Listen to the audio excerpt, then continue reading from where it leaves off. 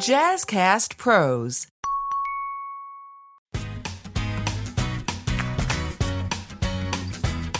Hey dreamers, welcome back to the Doze Podcast, a space dedicated to helping you sleep your best. I'm your host, Soda Kuczkowski, and today, because school's ended and my family is headed on vacation, I thought I'd share the way I prep for a trip to make sure my sleep stays in check so that you can make the most of yours. So whether you're jetting off to a tropical paradise or embarking on a road trip, fear not, I'm here to provide you some practical tips to ensure you rest well and enjoy your time away.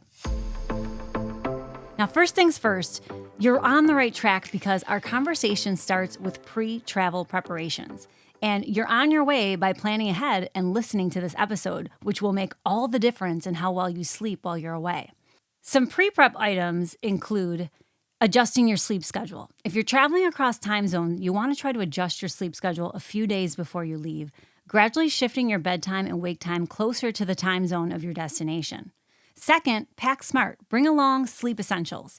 In my personal travel kit, I carry a sleep eye mask, moldable earplugs, light dims, an amber nightlight, amber blue blocker glasses, eucalyptus essential oil, my magnesium topical spray, and if I'm going to be completely honest with you, I also carry a small Squishmallow that I take when I'm on business trips that my daughter gave to me. And if I'm traveling to a different time zone, a light therapy lamp, which I do not need this time because we're only headed to Florida. But I'm going to share with you how I use each of these tools throughout the episode, and I'll drop the links for them in the show notes as well. But the important thing to note is that each of these items can help create a more sleep-friendly environment, especially in unfamiliar sleep spaces.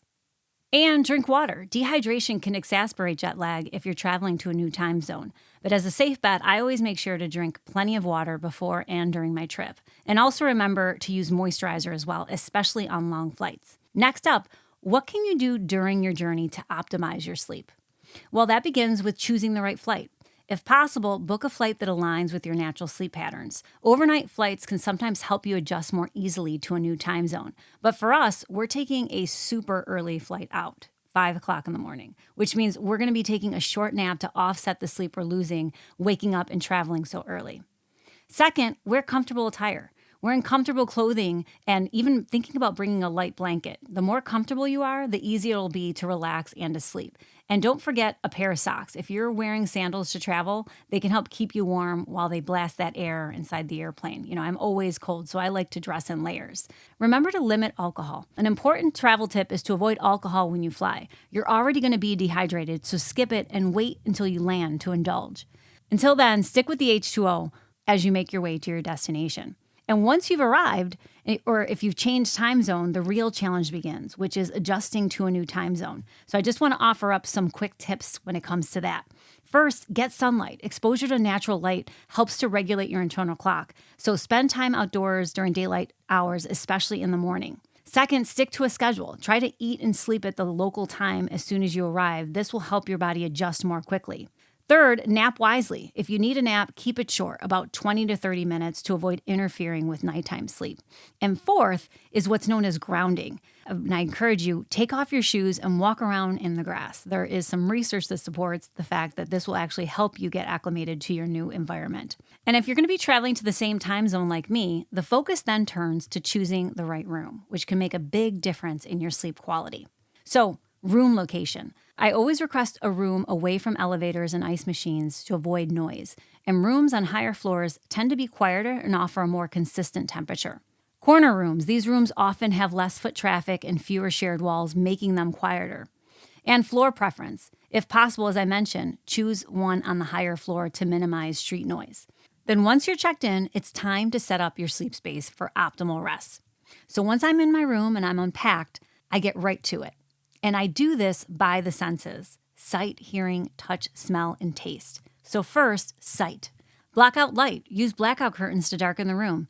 And if they don't close completely, use a clip or a pant hanger to keep them shut. And I always like to place a towel under the door to block out any light from the hallway. So that's something that I do right before bed, is look for all these light sources. And light dims is what I had listed in my list, are these reusable black Klingons that go over any type of LED lights with electronics.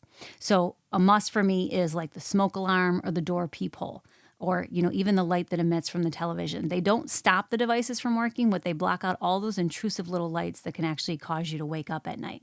And next, I create a cozy atmosphere by assessing the color of the light, right? I bring with me everywhere an amber nightlight that's dimmable, and I have one in the bathroom always, and then depending on how big the space, I might have it somewhere else as well. But this will allow me to get up to go to the bathroom without disrupting my sleep patterns, and I'll be able to fall back asleep. And it also helps to light the way in the dark, being that I'm in a new environment. Next is hearing, making sure that I'm assessing for noise, which can be a major issue. Right? And some of the tips I use to minimize disruptions are those moldable earplugs to block out unwanted noise. I have small ears, so I find that they work best for me, and they stay put and they don't come out until I'm ready to start my day. So because, I'm a super light sleeper, so I could not sleep without them. Next, sound noise app. So I use one on my phone to drown out background noise. If, for instance, I'm going to Florida, I know that where we're staying, it tends to be a little bit louder, even when we're in the higher floors. I'll actually bring my small round sound machine with me because I want to make sure that I can keep it at a higher volume to make sure that I'm blocking out everything. So this can be especially helpful if your room is, like I mentioned, I know that they're going to be, doing the bushes in the morning, so it's going to wake me up earlier than I'd want, or, if there is an elevator or a busy area. But for your phone, the one that I recommend is the Sleep Space app, which I have, secured a free trial for you, and the link will be posted in the notes. It assesses your environment, and it uses different sounds like brown and pink noise to drown out sounds that may awake you, and also simultaneously increase the volume to keep you in deep sleep. I often use this when I travel, but as I mentioned, in this particular space, I bring the actual unit with me. And last, I soundproof. Again, by mentioning putting that towel underneath the door also works as a double for that. So not only does it block the light, but it also helps to muffle out any hallway noise that I might come across. And then touch. The right room temperature is crucial for a good night's sleep. So adjusting the thermostat, making sure that I've set it to a cool, comfortable temperature, ideally right between that 60 to 67 degrees, but you're going to have to trial and error with that in terms of your comfortability. Bring layers. If the bedding's too thin, ask for extra blankets or bring your own travel blanket. I always bring a light long sleeve outfit and pants and a tank and short outfit to sleep in. I always tend to be cold, as I mentioned, so I always have a sweatshirt on hand as well for when my husband decides he wants to blast the air on me.